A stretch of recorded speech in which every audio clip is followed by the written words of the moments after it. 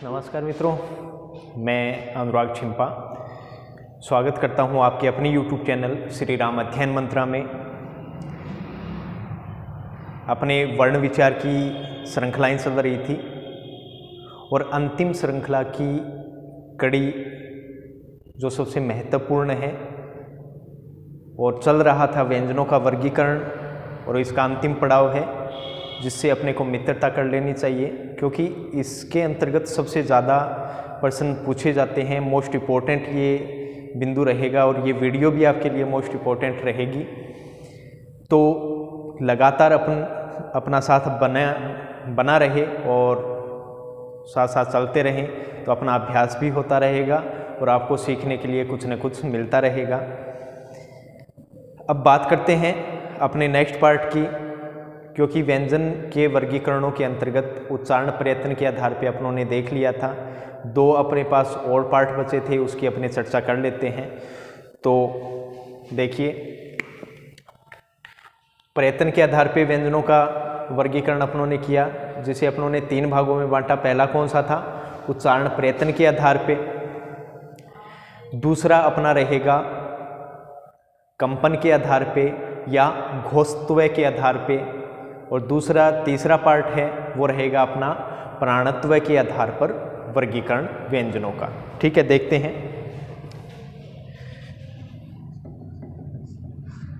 ये अपना दूसरा पार्ट है, कौन सा है?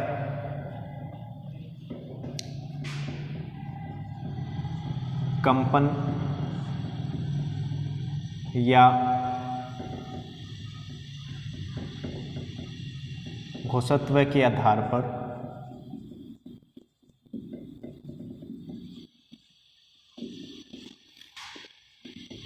व्यंजनों का वर्गीकरण।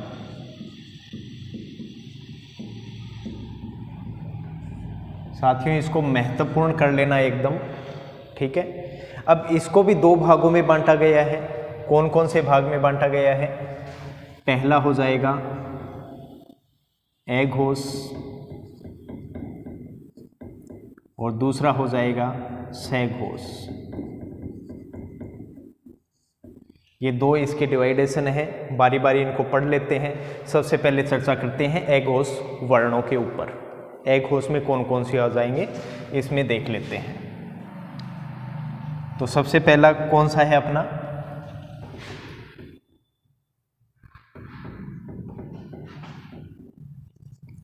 अघोष। मित्रों, ये देखिए, ए का अर्थ क्या होता है? नहीं।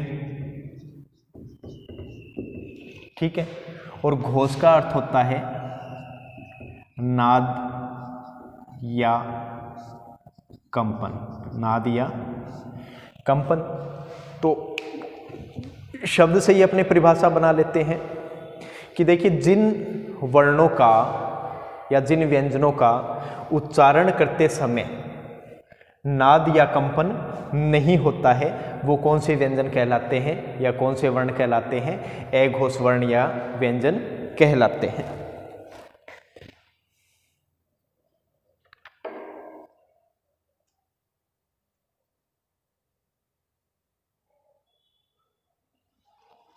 तो इसमें क्या लिख देंगे अपने?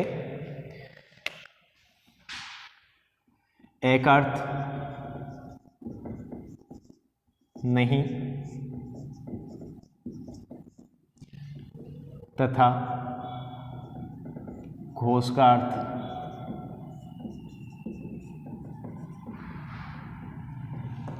नाद। फिर आगे आप लिख सकते हैं जिनका उच्चारण करते समय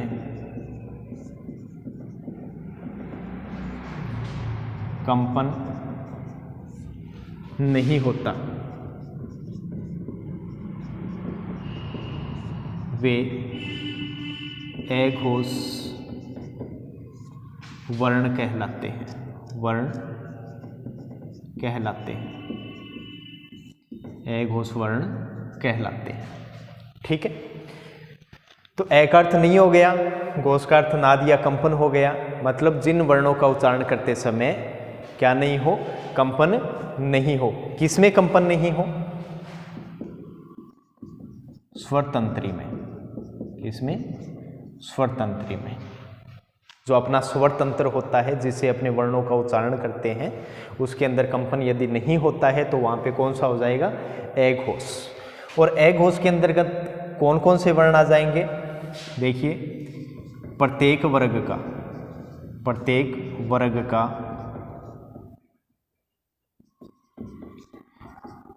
पहला व दूसरा वर्ण, पहला व दूसरा वर्ण। ठीक है, प्रत्येक वर्ग का पहला दूसरा लिखा है। ठीक है, और इसके अलावा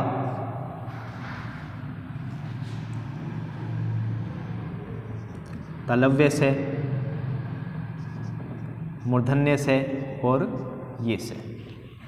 तो ये जितने हैं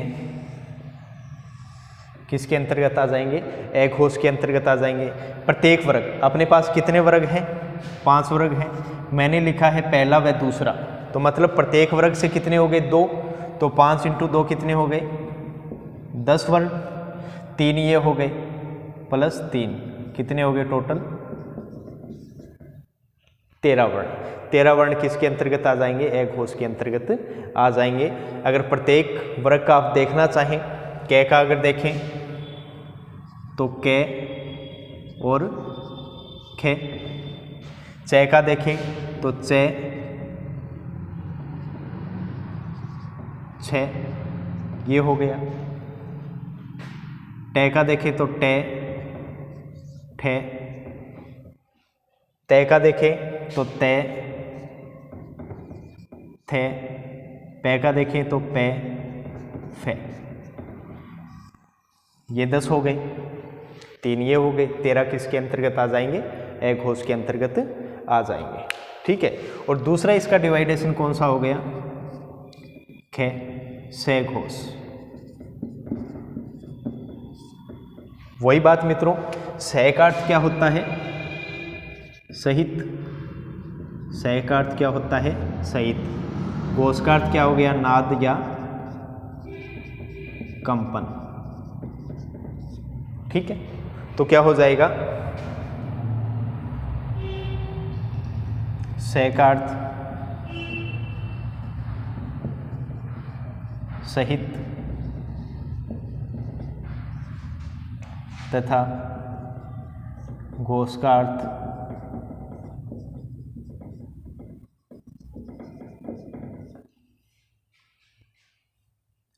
नाद या कंपन। अर्थात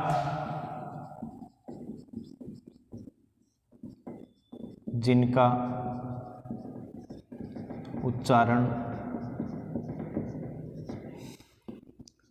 करते समय स्वर तंत्री में कंपन, से का अर्थ सहित तथा घोष का अर्थ नाद या कंपन, अर्थात जिनका उच्चारण करते समय स्वर तंत्री में कंपन उत्पन्न होता है, उत्पन्न होता है, से घोष कहलाते हैं। से घोष कहलाते हैं। ठीक है, अपने पास व्यंजन और स्वर की संख्या कितनी है? 44। 13 इसके अंतर्गत आ गए संख्या, आप याद रखना ताकि आपको थोड़ी सुविधा हो जाए इनको याद रखने में। अब इसके अंतर्गत कौन कौन से आ जाएंगे? पहला दूसरा आ गया प्रत्येक वर्ग का, तो बाकी बचे वो किसके अंतर्गत आ जाएंगे? से घोष के अंतर्गत। कौन कौन से आ जाएंगे? प्रत्येक वर्ग का तीसरा, चौथा व 5वां वर्ण, प्रत्येक वर्ग का तीसरा, चौथा व पांचवा वर्ण। इसके अलावा ये, रे, ले, वे और है, 5 ये हो गए। इसके अलावा सभी स्वर किसके अंतर्गत आ जाएंगे? सहघोष के अंतर्गत आ जाएंगे। ठीक है, अब इनकी संख्या देख लेते हैं। संख्या देखें तो इनकी संख्या देख लेते हैं भाई। प्रत्येक वर्ग का तीसरा, चौथा, पांचवा, मतलब प्रत्येक वर्ग से 3 वर्ण आ रहे हैं। ठीक है, तो 5 वर्ग अपने पास है, तो 5 को 3 से इंटू किया, कितने हो गए? 15 वर्ण। कितने हो गए? 15 वर्ण। कौन कौन से हो गए? प्रत्येक वर्ग का तीसरा, चौथा, पांचवा बताया है, तो कै, खे, गे, घे और गे, ये कौन सा हो गया? ये 3 हो गए। प्रत्येक वर्ग से बताया है तीसरा, चौथा, पांचवा, तीसरा, चौथा, पांचवा वर्ण हो गया। फिर च वर्ग से जय, झे, ये। ठीक है मित्रों, फिर ते अपने पास टे वर्ग हो गया, इसमें डे, ढे और ने। ते वर्ग से दे, धे, ने और पे वर्ग से बे, भे, में। तो ये देखिए प्रत्येक वर्ग का कौन सा वर्ण है? ये तीसरा, चौथा, पांचवा, तीसरा, चौथा, पांचवा। ठीक है, तो कुल कितने हो गए? 15 वर्ण। 5 ये हो गए संख्या में, ये, रे, ले, वे, है। 5 ये हो गए, तो +5 किया, 15 + 5 20। स्वर कितने होते हैं? 11 होते हैं, तो प्लस किया 11। कुल कितने हुए? 15, 5, 20 और 11, कुल संख्या में कितने हो गए? 31। और स्वर व्यंजनों की संख्या कितनी है? 13 और 31, कुल कितने हो गए? 44। तो ये तो हो गए कंपन या घोषत्व के आधार पर व्यंजनों का वर्गीकरण। घोष का अर्थ होता है कंपन, किसमें? स्वर तंत्री के अंतर्गत होता है। अब चलते हैं नेक्स्ट पार्ट इसका।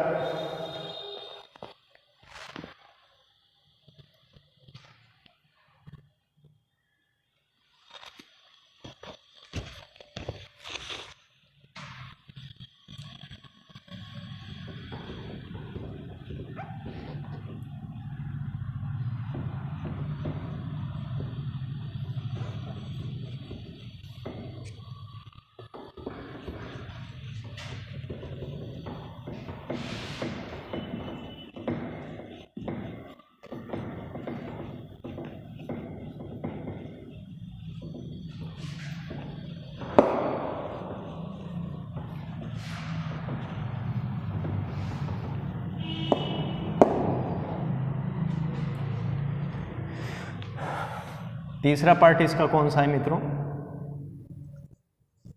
मैंने बताया था प्राणत्व के आधार पर। प्राणत्व के आधार पर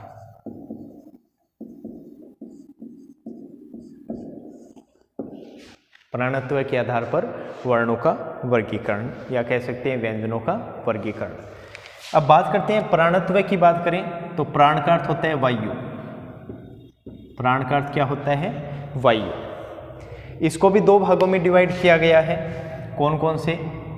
एक तो है अल्प प्राण, एक होता है, एक हो गया अल्प प्राण, और दूसरा कौन सा हो गया? महाप्राण। तो मित्रों प्राणत्व का अर्थ होता है वायु। भाई वायु के आधार पे वर्णों का वर्गीकरण या व्यंजनों का वर्गीकरण, जिसमें 2 भाग दिए गए हैं, अल्प प्राण और महाप्राण। अल्प का अर्थ क्या होता है? थोड़ा। प्राण का मतलब वायु, अर्थात जिन वर्णों का उच्चारण करने में मुख से बहुत कम मात्रा में क्या निकले? वायु बाहर निकले, तो वो कौन से कहलाएंगे? अल्प प्राण। और महाप्राण, महा का अर्थ होता है अधिक, प्राण का मतलब वायु, तो क्या हो जाएगा? जिन व्यंजनों या वर्णों का उच्चारण करते समय अधिक वायु मुख से क्या निकलती है? बाहर निकलती है, वो क्या कहलाते हैं? महाप्राण कहलाते हैं। तो देख लेते हैं इनको क्या क्या इनका वर्गीकरण रहेगा, कौन कौन से इसमें वर्ण आ जाएंगे।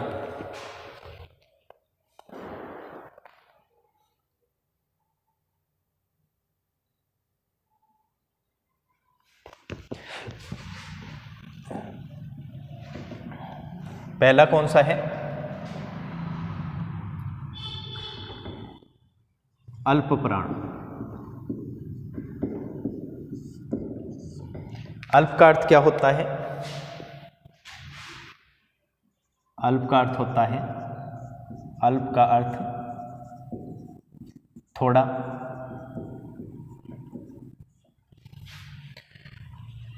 और प्राण का अर्थ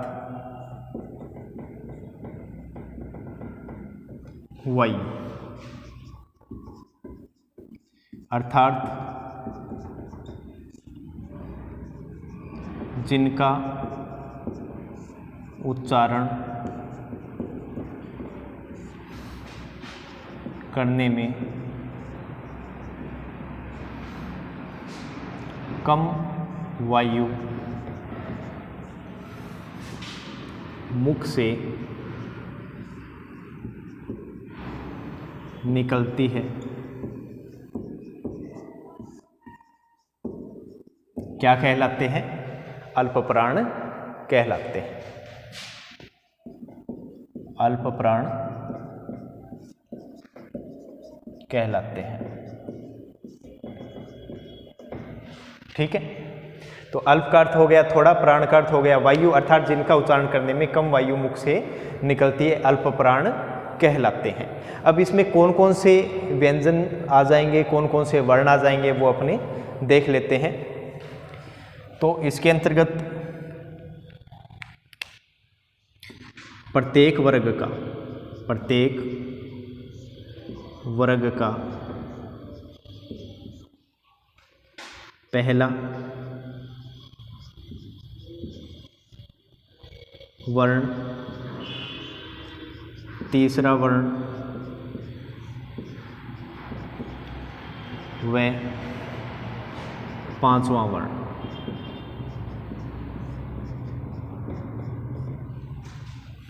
प्रत्येक वर्ग का पहला वर्ण, तीसरा वर्ण व पांचवा वर्ण।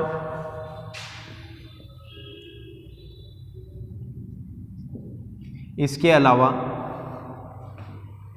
ये, रे, ले और वे, ये चार व्यंजन किसके अंतर्गत आ जाएंगे? अल्प प्राण के अंतर्गत आ जाएंगे। अर्थात इनका उच्चारण करते समय जो वायु होती है, प्राणवायु होती है, वो बहुत कम मात्रा में क्या निकलती है? मुख से बाहर निकलती है। जैसे क का उच्चारण करते हैं क, य, र, ल, व।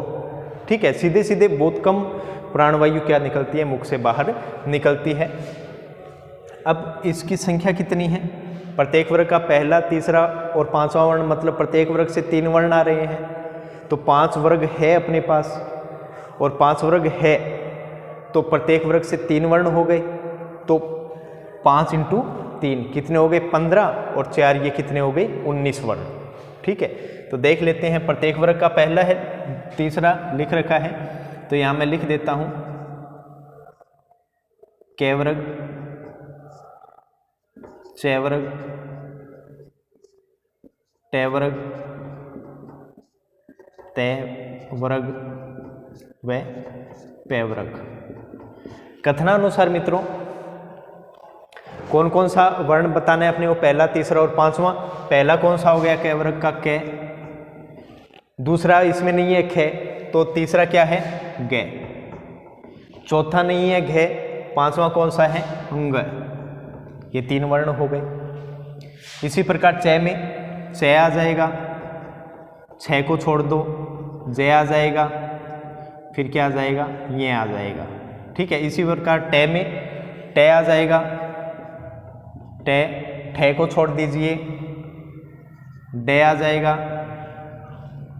ढे को छोड़ दीजिए, क्या आ जाएगा? नै आ जाएगा। इसी प्रकार तै में तै आ जाएगा, दे, और क्या आ जाएगा? नै। पै में पै आ जाएगा, पै आ जाएगा, पै, फे, फे को छोड़ दीजिए, बे आ जाएगा, भय को छोड़ दीजिए और फिर क्या आ जाएगा, में आ जाएगा। तो प्रत्येक वर्ग का क्या रहे, पहला, तीसरा और पांचवा वर्ण, कुल कितनी संख्या हो गई, 15, ठीक है। और इसके अलावा ये रे ले वे, ये कितने हो गए संख्या में, 4 हो गए, ठीक है।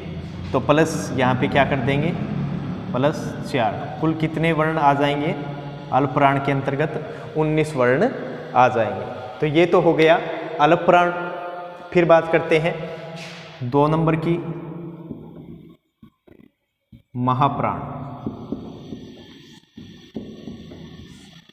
महा का अर्थ क्या बताया मैंने मित्रों, महा का अर्थ होता है अधिक, प्राण का मतलब वायु। महा का अर्थ अधिक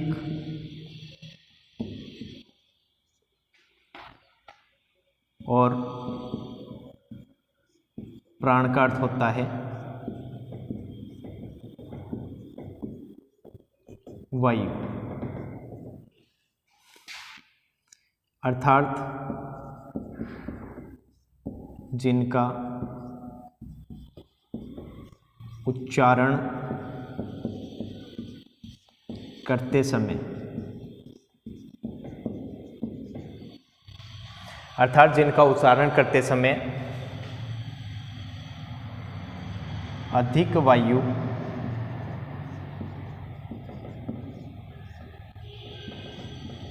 मुख से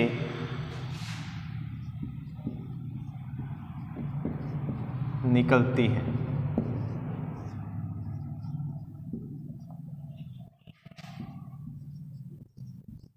महाप्राण कहलाते हैं।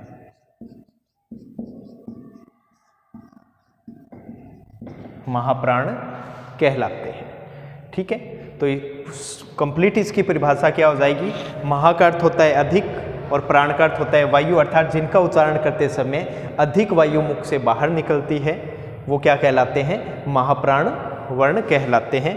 इसके अंतर्गत कौन कौन से आ जाएंगे, अब भाई पहला, तीसरा, पांचवा तो किस में आ गया, अल्पप्राण में आ गया। तो बचा क्या अपने पास, दूसरा वर्ण, प्रत्येक वर्ग का दूसरा वर्ण, और चौथा वर्ण किसके अंतर्गत आ जाएगा, महाप्राण के अंतर्गत आ जाएगा।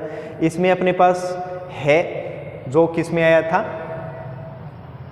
किस में आया था, सहघोष के अंतर्गत आया था।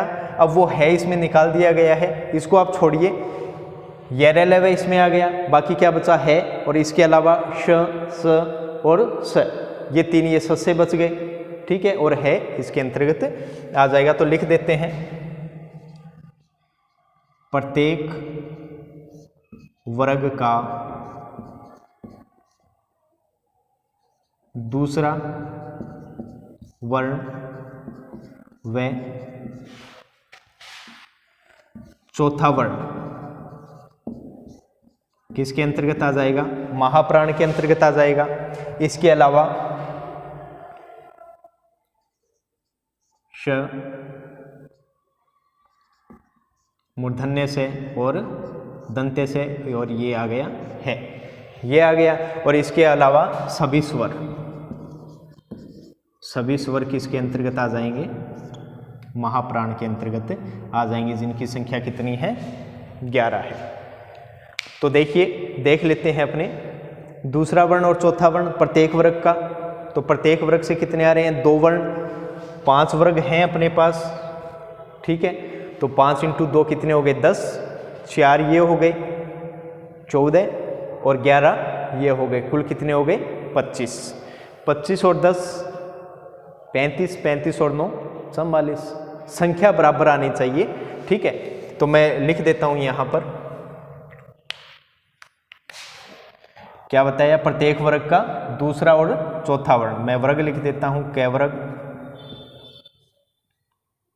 चै वर्ग, टै वर्ग, तै वर्ग और पै वर्ग।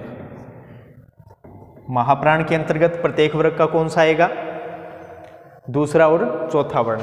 कै वर्ग का दूसरा कौन सा है, खे छोड़ दिया था इसमें, खे लिख लीजिए। फिर घे छोड़ दिया था, घे लिख लीजिए। च वर्ग में च छः छोड़ दिया था, जय झे छोड़ दिया था, लिख लीजिए। ट वर्ग में टे ठे छोड़ दिया था, ठे लिख लीजिए। ढे छोड़ दिया था, ढे लिख लीजिए। फिर ते वर्ग में ते आ गया था, लेकिन महाप्राण में ते थे, दे धे यहाँ आ गया। फिर पे वर्ग में पे फे छोड़ दिया गया था, तो यहाँ आ जाएगा, और भे। तो प्रत्येक वर्ग का कौन सा आ गया, दूसरा और चौथा वर्ण। कुल संख्या कितनी हो गई, 10। 4 ये हो गई संख्या में, +4, और सभी स्वर कितने हैं, +11। कुल कितने हो गए, 10 और 4 14 और 11 25। ये 25 वर्ण किसके अंतर्गत आ जाएंगे, महाप्राण के अंतर्गत। और कुल अल्प प्राण और महाप्राण में कुल कितने वर्ण आ गए, 25 + 19 अल्प प्राण के, 19 कौन से हो गए, अल्प प्राण के, और 25 हो गए महाप्राण के। तो कुल कितने हो गए, 25 और 10 35 और 9 44। कुल कितने वर्ण आ गए, 44 वर्ण आ गए। मैं लिख देता हूं, कुल वर्ण अल्प प्राण प्लस महाप्राण। मित्रों, इनकी संख्या आप याद रखेंगे तो आपको थोड़ी सहूलियत रहेगी कि भाई अल्प प्राण में कितने वर्ण आते हैं, महाप्राण में कितने वर्ण आते हैं, ताकि कोई भी वर्ण छूट भी जाए तो आपको संख्या के अनुसार वो याद आ जाए। अब इसको ध्यान से देख लीजिए। अपनों ने घोषत्व के आधार पे, कंपन के आधार पे कर लिया था। कौन कौन सा किया था, अघोष और सघोष।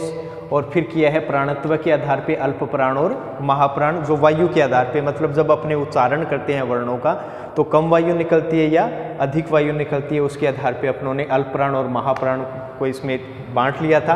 और प्रत्येक वर्ण का इसमें डिवाइडेशन दे रखा है। तो साथियों, आपका वर्ण विचार जो था वो यहीं पे पूरा होता है। वर्ण विचार से कम 2 प्रश्न आपसे पूछे ही जाते हैं, और मैंने प्रत्येक वर्ण का डिवाइडेशन आपको बता दिया है, और उम्मीद है कि आप सबसे अच्छा करेंगे।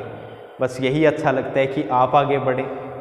आपको ये सहूलियत मिली है कि कम से कम आपको कुछ भी पे नहीं करना, आपको सीधे सीधे सीखना है।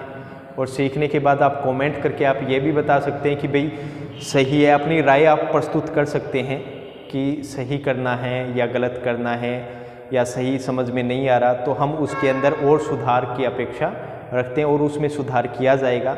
और साथ ही साथ मित्रों, अगर आपको जिस हिंदी के टॉपिक पे वीडियो चाहिए तो आप नीचे प्लीज़ कमेंट कर सकते हैं। मैं चाहूँगा कि अधिक से अधिक उस पर गौर किया जाए और उस टॉपिक पे वीडियो आपको बना के दिया जाए, ताकि आपकी जो रुचि है उसका भी मुझे पता चल सके। ठीक है मित्रों, उम्मीद करता हूँ आपको वीडियो पसंद आएगा। आप अभ्यास पुस्तिका में निरंतर अभ्यास करते रहें। ये अगर आप हिंदी के स्टूडेंट हैं तो हमेशा के लिए आपके काम आएगा, और ये शुरुआती चरण है। और इसके बाद हम शुरू करने जा रहे हैं वर्ण विचार के बाद में संधि, जो सबसे इम्पोर्टेंट है और जो ज़्यादातर प्रतियोगी परीक्षाओं में भी आता है, और कक्षा 9 के अंदर भी ये वीडियो, मतलब ये जो टॉपिक है संधि का, ये लगता है। तो ठीक है मित्रों, ज़्यादा से ज़्यादा चैनल को लाइक करें, शेयर करें और सब्सक्राइब करें, और अन्य अपने जो मित्र हैं, अपने साथीगण हैं, उन तक ये चीज़ें पहुंचाएं, ताकि वो भी उनका ये फ़ायदा उठा सकें। ठीक है मित्रों, जय हिंद।